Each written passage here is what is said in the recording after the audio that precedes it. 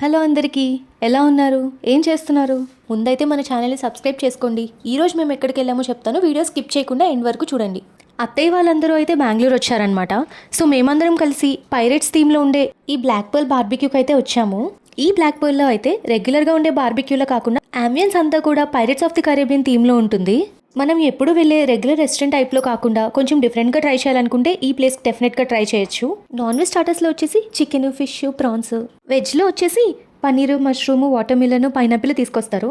వీటన్నిటిలో కల్లా నాకు బాగా ఇష్టమైంది పైనాపిల్ తందూరి అనమాట. అందుకే అవి ఒక 2 స్టిక్స్ ఎక్స్ట్రా తెప్పించుకొని మరీ తిన్నాను. ఇంకా మెయిన్ కోర్స్లోకి వస్తే veg and non veg biryanis, rice items, అలాగే వాటితో పాటు కర్రీస్, ఇంకా డిఫరెంట్ టైప్స్ ఆఫ్ సలాడ్స్ ఇలా చాలా ఉన్నాయి. అన్నిటినీ ఊరికే కొంచెం కొంచెం టేస్ట్ చేసి పక్కన పెట్టేసా. అలాగే వాటితో పాటు చైనీస్ ఐటమ్స్లో వచ్చేసి నూడిల్స్, వైట్ సాస్ పాస్తా కూడా ఉన్నాయి. నేనైతే అవి ఈసారి ట్రై చేయలేదు. ఇంకా లాస్ట్లో డిజర్ట్స్ కూడా, కేక్స్, స్వీట్స్ ఇలా చాలా ఉన్నాయి.